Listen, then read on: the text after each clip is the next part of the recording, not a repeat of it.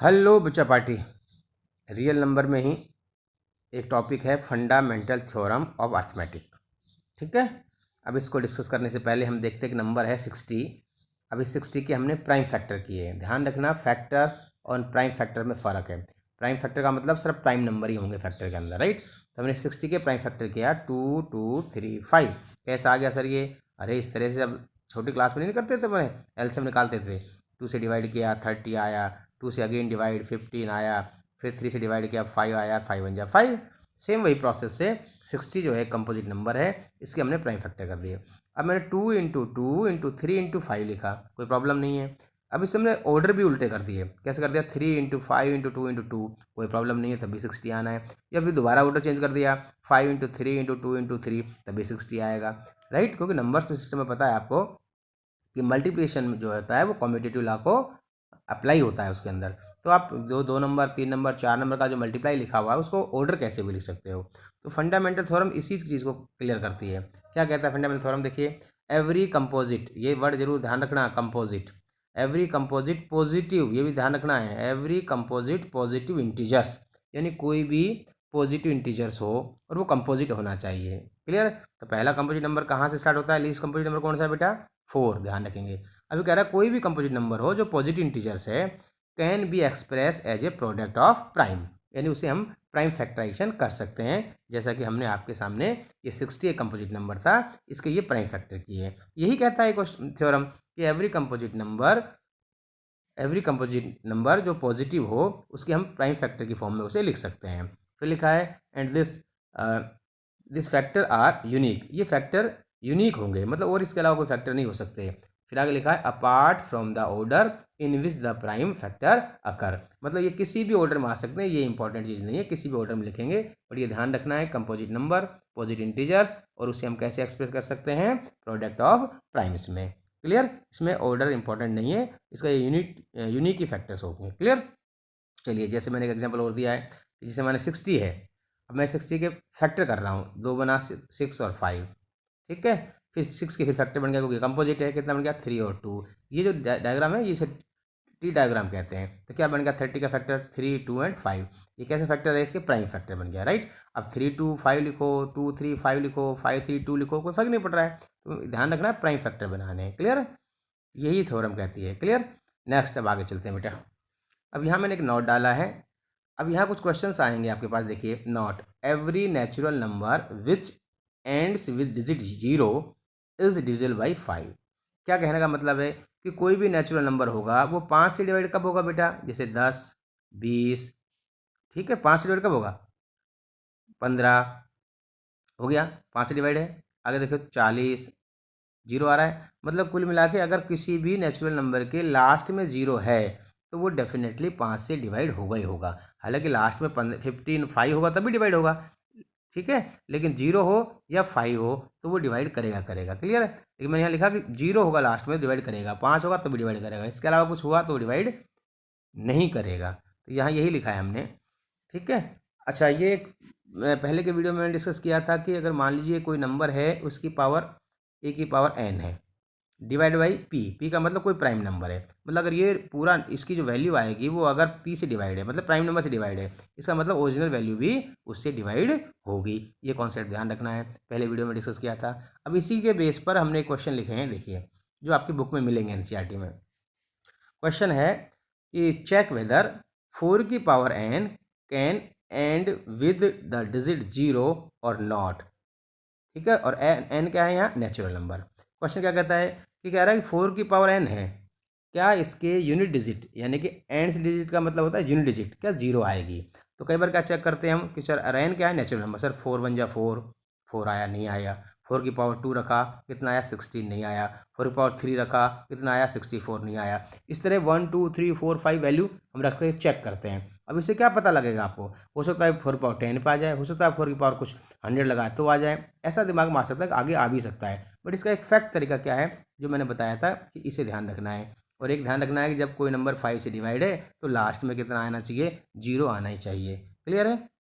चलिए देखते हैं इसी रूल को आगे। अब यहाँ लिखा है 4 की पावर एन के लास्ट में जीरो आएगा या नहीं आएगा, तो आप ऐसे मत रखना एन की वैल्यू 1 रखो सर, 4 बन जाए 4 बन गया, 2 रखो सर 4 पावर 2 16 बन गया, नहीं आया, ऐसे रख के देखेंगे, ऐसे नहीं रखेंगे बेटा। क्या है देखिए, अगर आप देखिए कि 4 की पावर जो एन है, 4 की पावर एन जो है, इसका अगर यूनिट डिजिट मानो जीरो आता है तो डेफिनेटली वो किससे डिवाइड होना चाहिए, 5 से डिवाइड होना चाहिए। तो हम ये मान के चलते हैं कि माना 4 की पावर एन, 4 की पावर एन का मतलब एन कोई भी नेचुरल नंबर हो सकता है, अगर जो वैल्यू आएगी 4 की पावर एन, हमने ये मान लिया है कि इसके लास्ट में जीरो है, अगर जीरो है तो इसका मतलब किससे डिवाइड होगा बेटा, 5 से डिवाइड होना चाहिए। क्लियर है। लेकिन अब इसमें एन तो डिफाइन नहीं है, तो फिर अभी थ्योरम क्या कहती है, अगर 4 की पावर एन 5 से डिवाइड है, इसका मतलब क्या हुआ, जस्ट ऊपर थ्योरम थी, इसका मतलब ये जो ओरिजिनल नंबर है 4, ये भी किससे डिवाइड होना चाहिए, 5 से डिवाइड होना चाहिए। लेकिन हमें पता है कि 4 को डिवाइड बाई 5 करेंगे ये तो डिवाइड नहीं होता, इसका मतलब क्या हुआ कि 4 की पावर एन जो है उसकी वैल्यू में लास्ट में जीरो आ ही नहीं सकती। इस लॉजिक से इसको रिप्लाई करना है, समझ गए बेटा।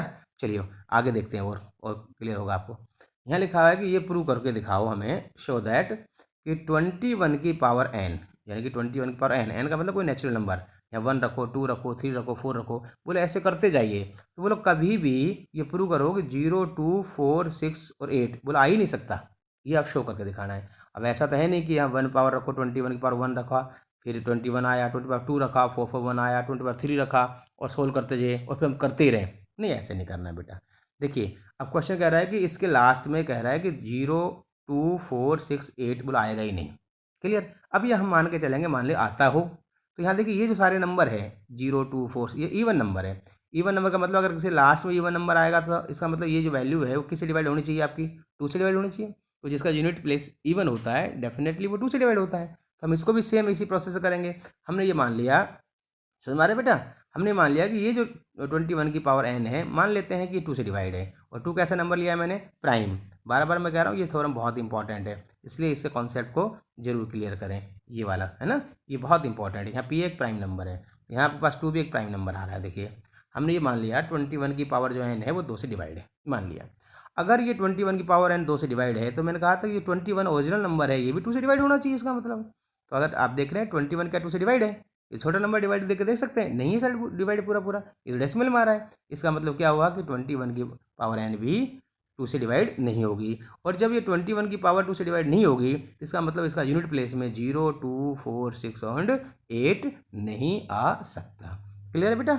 चलिए आगे, अब एक नया कॉन्सेप्ट आया terminating decimal and non terminating decimal. ठीक है, अब देखिए नाम से पता लगा टर्मिनेटिंग, ठीक है। अब पहले डिस्कस करेंगे टर्मिनेटिंग पर।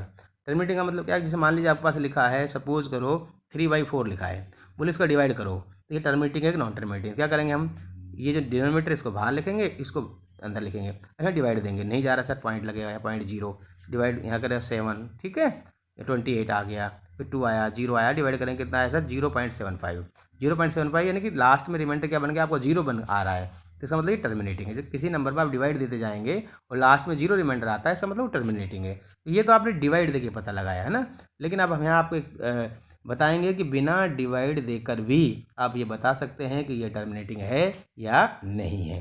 क्लियर, कैसे बताएंगे, तो जैसे एक नंबर लिखा हुआ है यहाँ 128/16,384, ये नंबर लिखा हुआ है। क्लियर है। अब ये पता लगाना है कि टर्मिनेटिंग नहीं है, तो सर ऐसा इसका डिवाइड देंगे तो बहुत लंबा हो जाएगा, तो क्या प्रोसेस इसका, सबसे पहले ये देखना कि क्या ये नंबर जो लिखा हुआ है ये लिस्ट फॉर्म में है क्या। लिस्ट फॉर्म का मतलब आगे कैंसिल नहीं हो सकता हो। अब हम देख रहे हैं इसके लास्ट में 8 है, इसके लास्ट में 4 है, सर ये तो इवन नंबर आ रहा है, दो से कट सकता है, तो जब इनकी कटिंग करेंगे तो इसका लिस्ट फॉर्म क्या आएगा बेटा, 1/128 आएगा लिस्ट फॉर्म कटिंग करने के बाद। हो गया। अब ये इसका लिस्ट फॉर्म है, ध्यान रखना पहले लिस्ट फॉर्म में होना चाहिए, ये लिस्ट फॉर्म है। तो क्या करना फिर, लिस्ट फॉर्म आने के बाद जो आपके पास डिनोमीटर लिखा है, क्या लिखा है डिनोमीटर बेटा, 128 लिखा हुआ है, क्या लिखा है 128। इस 128 के प्राइम फैक्टर करने हैं, ध्यान रखना फैक्टर्स नहीं, प्राइम फैक्टर करने हैं। तो इसके प्राइम फैक्टर करेंगे 128 के, ऐसे 2 से दिया 6, 4 आया, 2 से 32, इस तरह से करेंगे। तो प्राइम फैक्टर किए और हमने इसके प्राइम फैक्टर किए आगे, ठीक है, सारे 2 आ गए, यानी इसे क्या लिख सकते हैं 2 की पावर 7 आया। क्लियर। तो ये 1/2 की पावर 7 आया, इसका मतलब डिनोमिनेटर का जो फैक्टर है उसमें 2 की पावर 7 आया, इसे टर्मिनेटिंग है। क्यों, इसका डिनोमिनेटर क्या आ रहा है 2 की पावर 7, मतलब डिनोमिनेटर में 2 आ रहे हैं। क्लियर है। अगर किसी के डिनोमिनेटर में 2 आता है तो वो टर्मिनेटिंग है, किसी के डिनोमिनेटर में 5 आता है तो टर्मिनेटिंग है, किसी के डिनोमिनेटर में ये दोनों आते हैं तो भी टर्मिनेटिंग है, और अगर 2 एंड 5 के अलावा कोई नंबर आता है तो इसका मतलब वो नॉन टर्मिनेटिंग है। क्लियर है। लेकिन ये नंबर कैसा होना चाहिए, लीस्ट फॉर्म में होना चाहिए। देखिए आगे और क्लियर करेंगे अपन।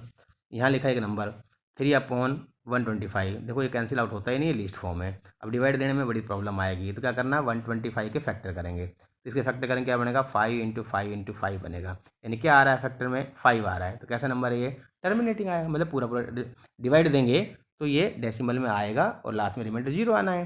तो आपको डिवाइड नहीं देना, बस ये नीचे नंबर देखना है। क्या काम करना है, एक तो आपको लिस्ट फॉर्म होना चाहिए, फिर दूसरा डिनोमिनेटर के फैक्टर करने हैं, और फैक्टर में क्या आना चाहिए, 5 आ गया टर्मिनेटिंग है, 2 आ गया टर्मिनेटिंग है, 2 एंड 5 दोनों आ गया टर्मिनेटिंग है। लेकिन इसके अलावा अगर 2 भी आ गया, 5 भी आ गया और कुछ और आ रहा है नंबर इसके अलावा, तो वो नॉन टर्मिनेटिंग हो जाएगा। राइट, चलिए आगे देखते हैं। ये क्वेश्चन लिखा 7/2 इंटू 25, ये नंबर लिखा हुआ है। ये सिंपलेस्ट फॉर्म में है क्योंकि 7 से कटता नहीं नीचे कोई भी, सिंपलेस्ट फॉर्म है। तो 8 के फैक्टर करा, 2 × 2 × 2 आया, यानी 2 की पावर 3। 5 के फैक्टर करा, 5 × 5 × 5 इन 5 की पावर 3, यानी फैक्टर क्या आ रहा है, 2 और 5 आ रहा है, दोनों आ रहे हैं। इसका मतलब ये कैसा नंबर है, टर्मिनेटिंग। क्लियर है बेटा। चलिए अब हमने इसको यहाँ नोट डाल के बता दिया कि कोई नंबर टर्मिनेटिंग कब होगा। यहाँ बताया मान लीजिए फॉर्म ऑफ P/Q हो और Q 0 नहीं हो और P/Q को प्राइम हो। को प्राइम का मतलब होता है इनका HCF 1 होगा, यानी कि आप आगे ये कैंसिल नहीं होंगे, ये मतलब हुआ। तो कह रहा है क्वेश्चन कि क्या नोट डल गया कि आपके पास जो डिनोमिनेटर है ना, लिखा ना, if prime factorization of Q का मतलब denominator in the form of 2, 5 और बोथ, यानी कि इसका फैक्टर या तो 2 हो या 5 हो या दोनों हो। ओनली ये होना चाहिए, ध्यान रखना क्या होना चाहिए, ओनली ध्यान रखना। Prime factor of in form of 2, 5 और बोथ, ओनली ध्यान रखना, सिर्फ यही, इसके अलावा कुछ नहीं, तो वो टर्मिनेटिंग होगा। तो मैथमेटिकल में हमने कैसे दिखा दिया कि Q का मतलब डिनोमिनेटर है और इसकी फॉर्म कैसी होनी चाहिए डिनोमिनेटर की, 2 की power m into 5 power n only, बस यही होनी चाहिए। या तो 2 फैक्टर हो बेटा, या 5 फैक्टर हो, या ओनली 2 और 5 दोनों हो सकते हैं। ओनली ध्यान रखना है, इसके अलावा कुछ फैक्टर आया डिनोमिनेटर का तो वो टर्मिनेटिंग नहीं होगा। क्लियर। यहीं आपके पास अगला नेक्स्ट है नॉन टर्मिनेटिंग। ये इसका रिवर्ट हो जाएगा कि मान लीजिए कोई फॉर्म P/Q में है और Q नॉट इक्वल टू 0 और ये P&Q लिस्ट फॉर्म में लिखा हुआ है, तो हम इसके फैक्टर करेंगे। फैक्टर करने के बाद अगर इसका फैक्टर अदर देन 2 एंड 5 आता है, लिखा ना ये 2 की power m × 5 power n, n यहाँ कोई भी पॉजिटिव इंटीजर से, अदर देन दिस आता है, इसके अलावा कोई फैक्टर आता है, तो इसका मतलब कैसा नंबर है, वो नॉन टर्मिनेटिंग। ठीक है बेटा। जैसे कहीं वैसा आ गया 7/2 इंटू 5 × 3 ऐसा आ गया। अब कहेंगे टर्मिनेटिंग नॉन टर्मिनेटिंग, देखिए फैक्टर क्या आ रहा है इसका, 2 आ रहा है, 5 आ रहा है, इसको देख के टर्मिनेटिंग, लेकिन और क्या आ गया, 3 आ गया, इसका मतलब नॉन टर्मिनेटिंग। यानी ओनली 2 एंड 5 होना चाहिए, या तो 2 हो या 5 हो या दोनों हो, ओनली यही। अगर इसके अलावा कोई नंबर आ गया तो समझ जाएंगे कि वो नॉन टर्मिनेटिंग है, आपको डिवाइड देने की ज़रूरत नहीं है। ठीक है बेटा। अच्छा, कई बार ये पूछता है क्वेश्चन कि मान लीजिए ये टर्मिनेटिंग है, तो कहता है कि ये था भाई, ये टर्मिनेटिंग है, तो पूछेगा भाई डेसिमल के बाद कितने डिजिट आएगा अगर टर्मिनेटिंग है। तो उसका एक सिंपल तरीका है बेटा, यहाँ लिखा है 2 की पावर 3, यहाँ लिखा है 5 की पावर 3, तो दोनों में से पावर देखने, बड़ी पावर, तो दोनों की पावर 3 है, इसका मतलब डेसिमल के बाद 3 डिजिट आएगा। अगर ऐसे लिखा हो 7/2 की पावर 3 एंड 5 की पावर 4 लिखा हो, देखो 2 और 5 आ रहा है फैक्टर, टर्मिनेटिंग है। अब पूछो टर्मिनेटिंग है, आपने बता दिया, तो डेसिमल बाद कितना डिजिट आएगा, तो यहाँ दोनों में से किसकी बड़ी पावर है, 5 की पावर बड़ी है, कितनी पावर आ रही है, 4, इसका मतलब डेफिनेटली डेसिमल के बाद 4 डिजिट आएंगे। क्लियर। ओके बेटा, बाय।